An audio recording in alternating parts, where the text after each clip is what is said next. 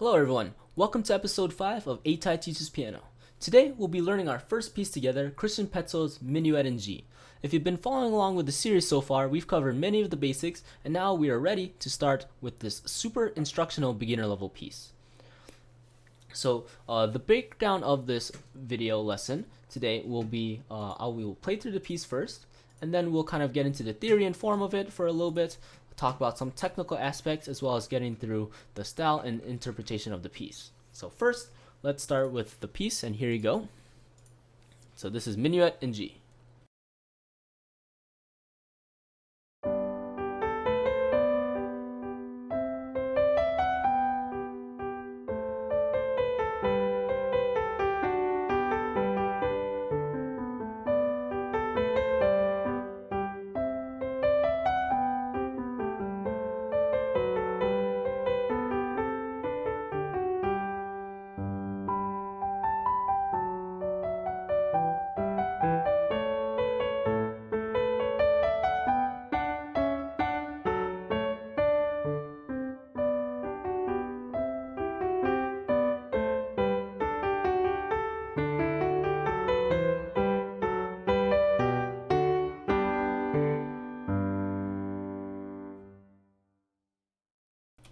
Alright, and there we go. So that is Christian Petzold's Minuet in G. So first, let's talk a little bit about the theory, form, and some history of the piece. So starting with some theory and form, right, this is called Minuet in G. So obviously, this is going to be in the key of G major, right? So that means we have one sharp, F sharp throughout the whole piece, unless we have an accidental otherwise. And so that means a lot of our figures and our passages are going to kind of revolve around the G major scale. Talking about a little bit about the form is that we have a simple A and B form. So A, right, is our kind of our main theme of the piece, starting at the top. So right, so this is kind of our theme that we have throughout the piece.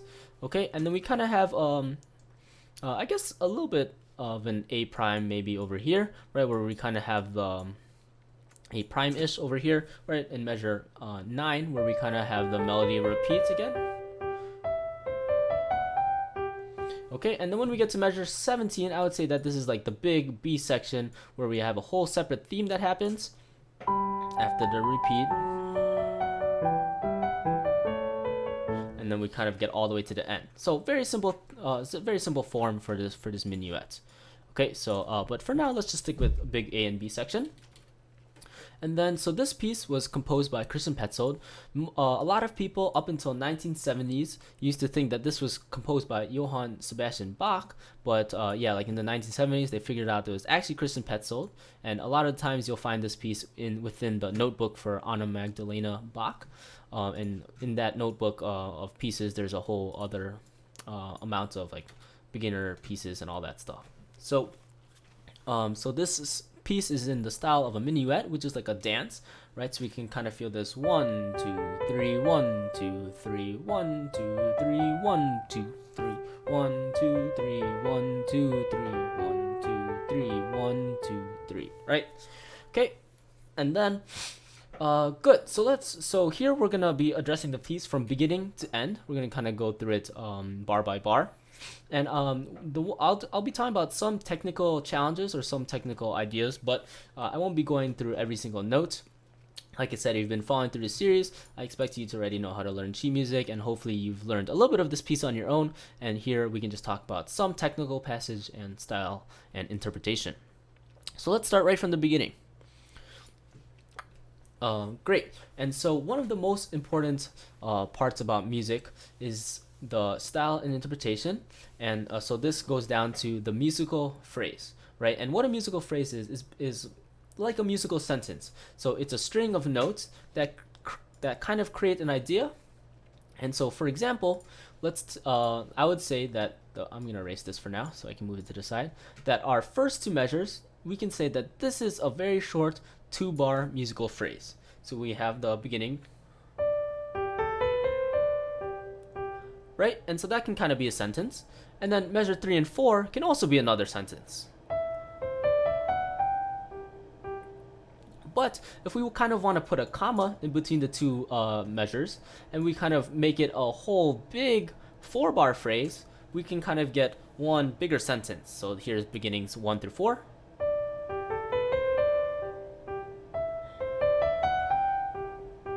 Right? And so that's kind of our big sentence. And so this is how we break down our music into a bunch of musical phrases, and this helps us to interpret the piece. So we're going to talk about that in a little bit. So taking a look at the first 4 measures, the technique here is pretty simple, right? So if you study your scales and some 5-finger patterns, you see that these first 2 measures is just a 5-finger pattern with nowhere to go. Okay, and then measure 3 and 4, we have a little bit of a transition. So this addition shows that we have finger number 5 on E. And for the sake of purposes of this video, I kind of just remove all the grace notes. I know Baroque period uses a lot of grace notes, but I think it's just simpler if we ignore it for now. So here we use our 5th finger on E, our thumb on C here. So when you 5, looking at the camera below, then using our thumb to kind of come in here to play on C, and then we open back up onto this kind of C position that we've learned all the way from the beginning.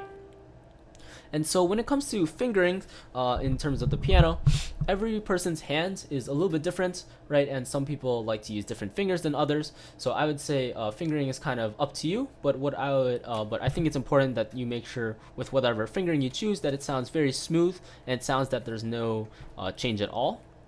And we also want to go for comfort, so whatever feels most comfortable for you.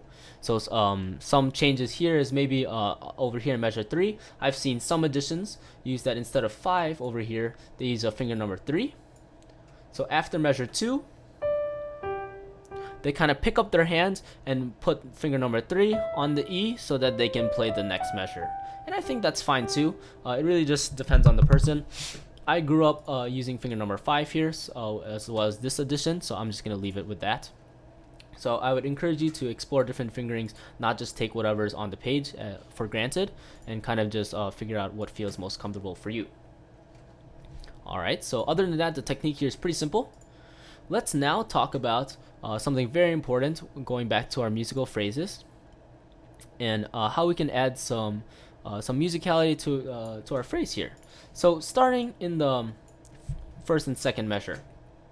So we related these musical phrases as musical sentences, and we can also relate this to sentences that we speak every day, right? So when we speak in to each other, all of our sentences tend to end with a downward inflection, right? That's how we know that I'm ending my sentence, and that's how we know that someone else can speak. Right? It's not like most of the time I'm not talking my sentences and then I'm really fast and getting really loud, right? Or else that seems like I'm shouting at you, and maybe sometimes that is how we speak, right? But I would say for the most part, we kind of end our sentences with a downward inflection so that we know we finished. And I would say that's the same thing that we go here. So with this short 2-bar musical phrase, musical sentence, we would end a little bit softer, right? So we would go first 2 measures. Right, so get a little bit softer. Bum, bum, bum. Right, so it kind of rounds out the phrase, rounds out the 2 measures, makes it sound nice and pretty. Right, to me it feels a little jarring if we were to get a little bit louder on these 2 notes. Right, so it just feels kind of awkward. It feels like a little bit too forward, too aggressive. Right, and so I would do the same thing maybe at the end of these 2 measures, the end of measure 4. So we're gonna starting measure 3. Right, and getting a little bit softer at the end of each of these G's. Okay, and so that's kind of relating it to our speaking sentence and our musical sentence. The other part about musical phrasing is that we can kind of have some direction, right? So we always want direction in our music, or else it's going to feel kind of flat, we call it, and it doesn't seem like it's going to go anywhere. Right, and so by adding some crescendo on these running notes going up, this is usually a general practice. As we get a little bit higher in the keyboard, right, walking up, we can get a little bit louder, and that's very natural, right? As we go up the keyboard, we get a little bit louder. Maybe as we go down, we get a little bit softer, and that's kind of like the natural how it follows in the on the piano. So here, you'll see many people and many players do a slight bit of a crescendo leading all the way up to this D, and then getting a little bit softer at the end of the phrase. So it makes a really nice rounded phrase here. So I'm going to play measures 1 and 2 with these in mind. So our first musical sentence has this growth here and a little decay at the end.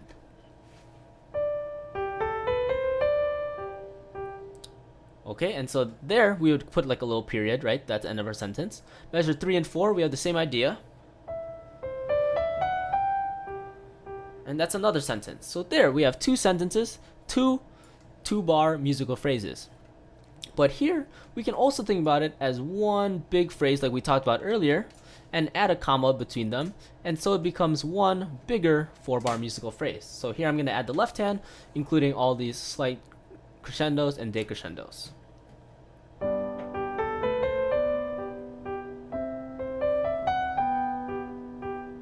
Okay, yeah, sorry, I had a little bit of accent here. That was unintentional. But yeah, so there we have some direction, kind of some life in this first 4 measures, right? It's very different if we were just to go.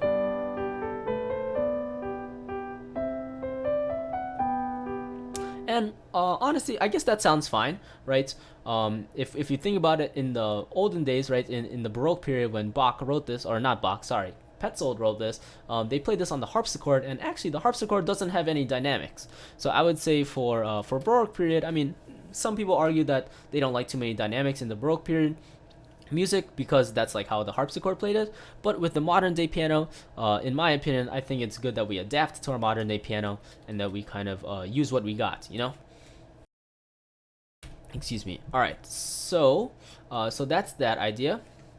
And then the last thing I'd like to talk about in terms of style and interpretation here is our quarter notes. So another thing in the Baroque period is that because the harpsichord had a lot faster of a decay, which means that after you played a note, sometimes the note would decay a lot faster, and also how the harpsichord worked is it was very much like more like buttons, and so here a lot of people like to say the longer notes in Bach would be a little bit more separated.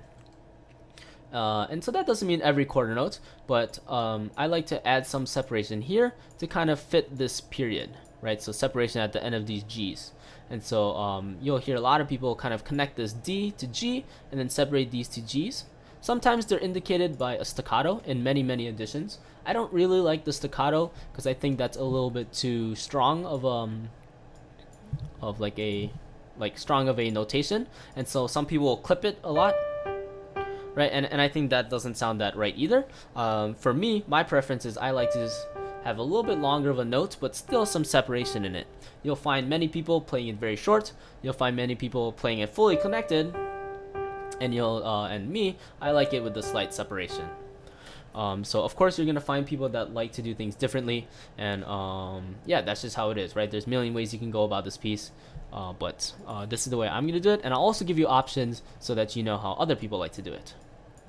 Okay, so that's the staccato, the separation between the notes and our 4-bar phrase, and some growth over here, and then a little bit decay at the end of these. So let's play this first 4 measures one more time with all of these in mind.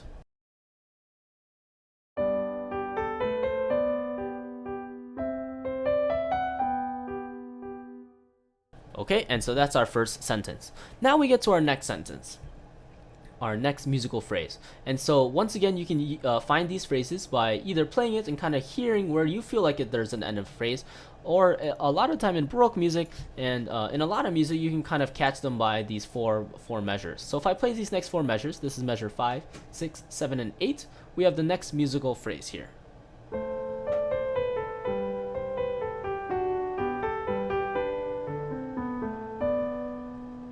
Okay, and yes, and so there we get to the next section, which we called kind of like A prime earlier over here at measure 9. So to talk a little bit about this next one is that one, these quarter notes I like to do them a little bit separately again, kind of fitting that style. So okay, so that's a little bit of my personal preference. I don't like to do a separation between this first quarter note and the next 8th note. I just think that kind of chops up the melody. So you might have some people go,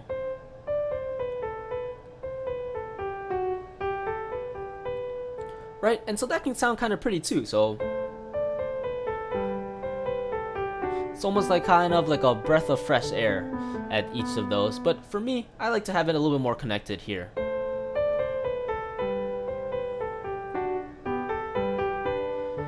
and then maybe over here I'll do some separation because of these 3 quarter notes, right? So that's just some options that you can explore, and make sure you choose one that you like and kind of stick with that. The next option that I would talk about is that there's some dynamics that some people like to do, right? So as we get through this musical phrase, how I like to play it, right, is that I like to give it some direction. So I like to get a little bit louder, a little bit of a crescendo, leading us up into measure 8. But just like we talked about ending our musical sentences, ending our speaking sentences with some downward inflection, I like to get a little bit softer to kind of round out our sentence over here. So I'm going to play that for you here. So you'll see me crescendo a little bit in 6, a little bit in 7, and then these last 4 8th notes, you'll hear me get a little bit softer.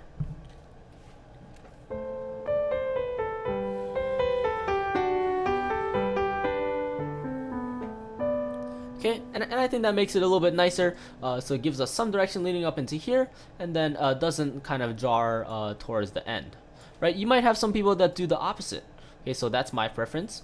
And so another way that you can interpret this is that you can maybe get softer throughout all of this. So if we start over here, measure 5 again.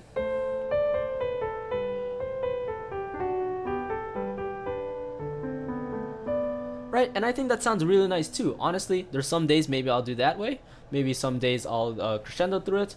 And yeah, I think it just depends on the day. And why this one makes sense as well is because we talked about these running 8th notes in the beginning. As we get higher in the keyboard, we like to get a little bit louder. The opposite we talked about, right? So as we have lower notes running down, it makes sense to get a little bit softer in each of these, right? You can see measure 5 has a C, measure 6 has a B, and then measure 7 has an F sharp, right? So we're getting a little bit lower in the keyboard.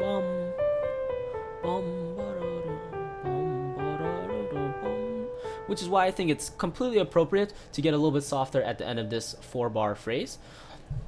But like I said, it's up to you, right? So there's some teachers that will be out there, and that's their own opinion, right? And they think that there should be one way to do it. They say that this is the way that Bach would want it, or Petzold would do it, or whatever. But like honestly, they weren't like, we can't talk to Bach, we can't talk to Petzold. So I think it's important that we put our own kind of put our own ideas into this music, to kind of make it ours. And honestly, at this stage of your career, there's not too much of a right or wrong, and I think it's more important that you're making a deliberate choice and making a musical choice, so that we're making music and not just playing notes on the page. Whether or not it's like right, whatever is right is not as important for me. Okay, so those are some options on how to treat this next phrase. Okay, so I'm gonna play the first phrase, first 4 measures, and the 5, 6, 7, and 8. So these first 2 musical sentences together with all the style that I like. Okay, so I'm writing all these annotations, and I can kind of and I'll put a link to my annotated version in the description below on YouTube. And yeah, and if you like it, you can follow that. If not, you can also do your own way. So here we go. This is the first 2 phrases.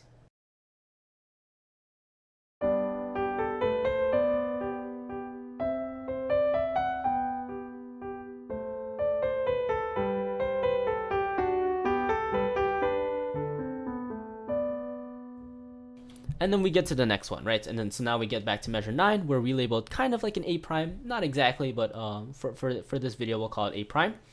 Okay, and here we kind of get similar ideas where it just repeats.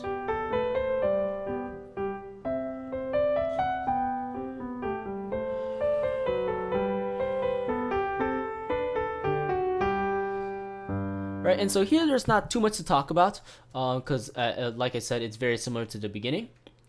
But 2 small things is like I would like to talk about the ending of this, right? And so since we get to the ending of this section, before we get to the B section in measure 17, I like to do this one a little bit differently, where I like to end nice and loud, kind of crescendoing or being strong all the way to end over to these G's. So I'm going to start right here in measure 13. Okay, and so you saw here in measure 5, 6, 7 that I crescendoed, and I got a little bit softer in measure 8. Here, I'm going to do something very similar with the crescendo, but I'm not going to get softer at the end here in measure 16, because we're at the end of this section. So starting in measure 13.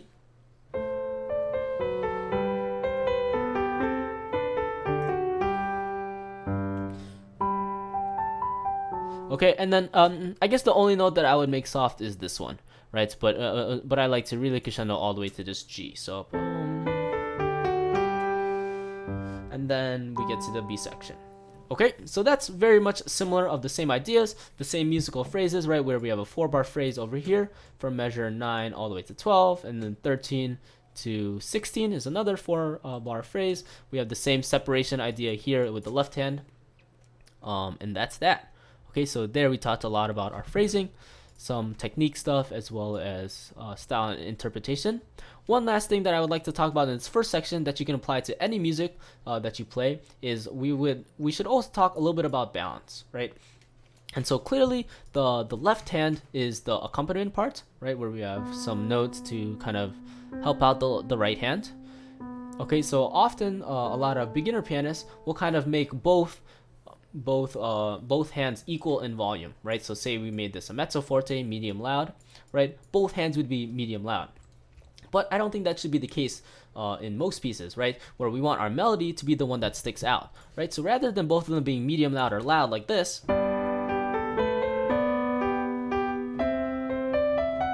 right? I feel like this kind of interrupts our melody.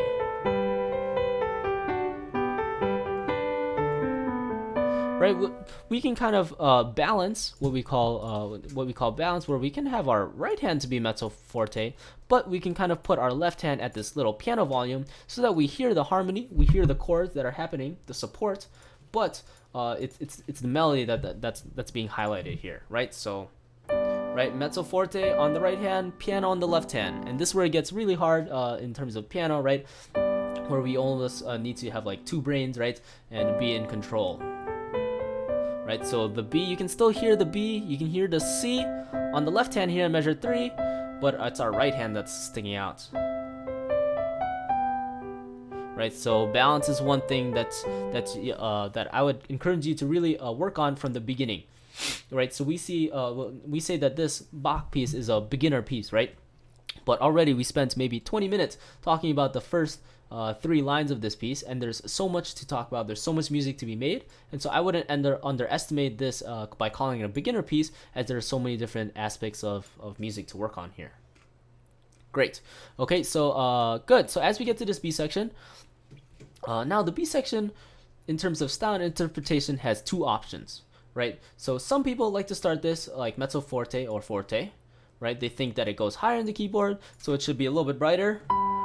New section, right? Kind of introduce the new section. And that's completely fine, right? So it's a little bit higher in the keyboard, so we should be louder. Okay, so that's our next 4-bar phrase. Okay, so coming from the end of the A section, higher, nice and loud, nice and bright. Okay, and I like actually the opposite, right? So I like to start a little bit softer, maybe mezzo piano or piano, where we kind of have a lighter character. Since it goes a little bit higher in the keyboard, it's a little brighter. I think that maybe it should kind of just sparkle on top.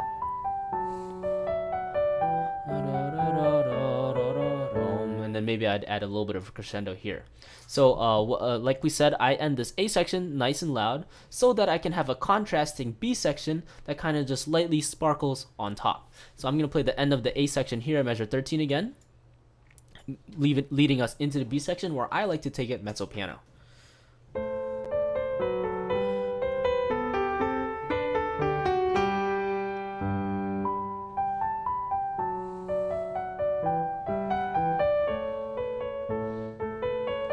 Right, and then we move on to measure 21. Okay, so some people might disagree with me, and that's fine, right? Some people like to do the mezzo forte or here or whatever, and I would just encourage you, like I said, to make a choice, right, and be confident with the choice that you make. Making music is better than just playing right notes. Cool. So that's the next phrase, right? And so we have the same ideas, right? So here I'm consistent with my quarter, or I try to be consistent with my quarter notes as I make them separated when I have a long string of quarter notes. And you saw here that I got a little bit softer at the end of my phrases, at the end of my 4 measures, 1, 2, 3, 4, to kind of end off my sentence. Okay, when we get to here. So here, in terms of some fingering, if you'd like some help with the technique here, I think if you use finger number 4, I think that's very appropriate here, because it kind of gets us into this. lead us into the A next measure very nicely. Maybe some people would put 5 over here, but I think 5 and then 3, 4, 5 feels quite uncomfortable to play for me. So so I really prefer this 4 on this B, and then makes everything else smooth. And then you would play this with your third finger and then your thumb going down here. And I think everything else is pretty self-explanatory. The one thing that you would look over here is in measure 17, 18, 19, 19 to 21, where you have this D with your thumb and your third finger is crossing over. So if this is one of your first pieces, right, if you look at my hand down here, you would need to practice this third finger crossover so that you can get over here. If you've done your scales, right, this should be no problem because we have crossover in every scales, which is why it's pretty important to practice your scales. Okay, and so that's kind of getting right through the next 4 measures, this next phrase in the B section. So remember, I like to start in mezzo piano. Some people like to start in mezzo forte. Completely fine. Just make a decision. Okay, and then let's get to this kind of next part. And so I like to start just a little mezzo piano, right? And then we get this a little bit softer so that we can have our huge growth up into here, leading all the way through 22, 23, 24 in this next 4-bar phrase. So ending measure 20 over here. So starting measure 21, we can grow in this scale. Right, and we can crescendo here, and then we get to this next section. Right, so here I just do a tiny bit of taper, just like always. But I think as we get through this, just like in the beginning, where we talk about running notes going up, gets a little bit louder. I think we have almost a full A scale here, maybe, or like a D scale, I guess, starting on A. So we have a nice crescendo that I think feels very natural, and then kind of having this peak of our piece over here in measure 22, 23, and 24. So here I like to crescendo through it. Separation in the quarter notes, and then get a little bit softer here, leading to the next phrase. Okay, so this is measure 25. Okay, and once again, right, some people may have complete opposite ideas from me. Maybe they like to crescendo up the scale into measure 22, but then they like to get a little bit softer throughout all of this. So crescendoing up,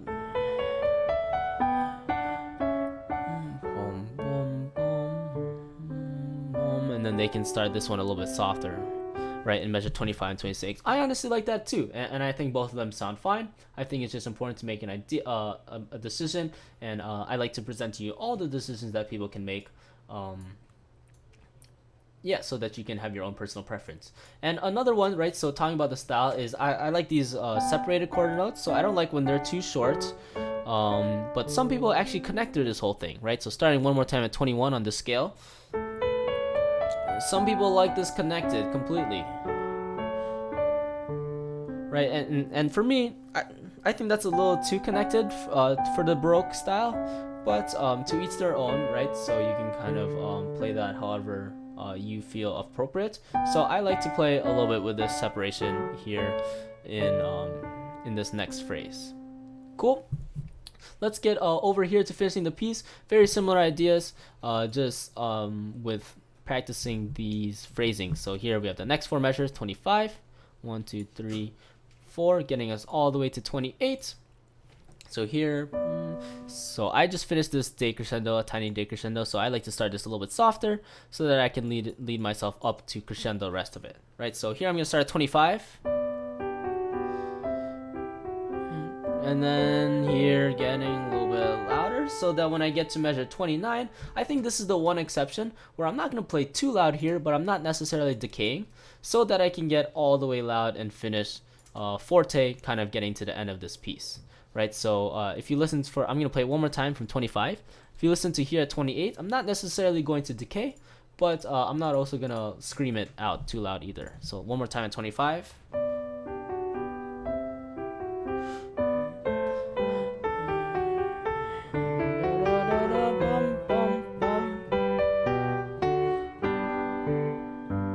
And so I like to get a little bit louder all the way till I finish the piece. Great. So good, right? And so yep, so that's this next phrase, how I take it, 25, 26, 27, and 28. And then one technique that I would like to address here is this half notes that you see over here. So in almost all of the editions of this piece, you'll see this written this way. So what do you see here? You see a half note, and then a little rest here, and then a half note here, and then a quarter note. Right? So what this means is that it looks a little funny, but this is kind of like a voicing. So you can see that your this B over here has the stem going down, and you see that that this D over here should have a stem up. Actually, this B should have a stem down going here, right? And so what this is that means when you play this B, you're gonna hold it for 2 counts. So beat 1, right? And then on this D, when you play the D, that's beat number 2 of this B. So that means you're just gonna hold both of the notes down at the same time.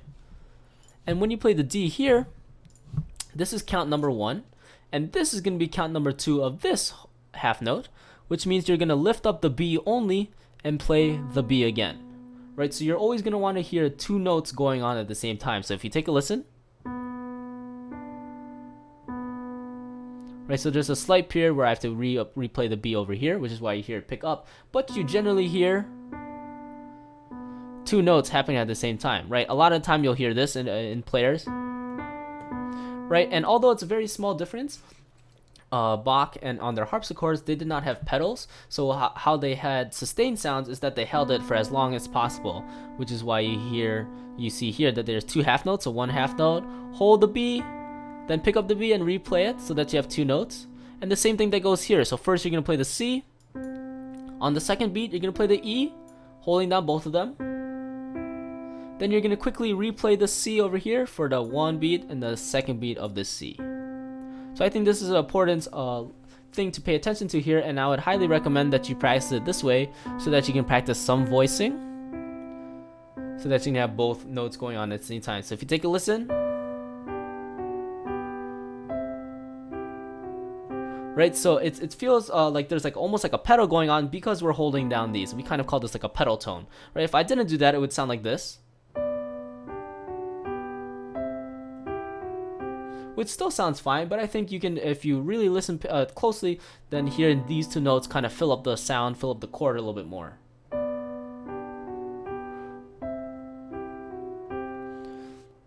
Okay, and then that's kind of the technique to address here. Over here in measure 28, this is pretty simple. I didn't address 21 over here because this is just a nice little scale. Watch out for a C sharp over here. And then going to the end here at 29, this is just another little D scale. I like to crescendo, like I said, and then with a C natural, so a scale with a C natural over here. So, and then here I like to get loud all the way to the end. And then so here I still, once again with the technique, I like to do some separated quarter notes here.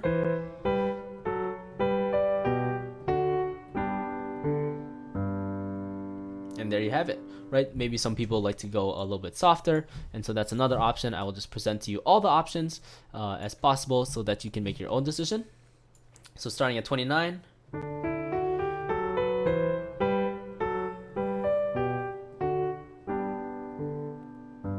And I think that makes for a nice and calm ending as well. So either one is appropriate. And yeah, so that's kind of the piece from beginning to end.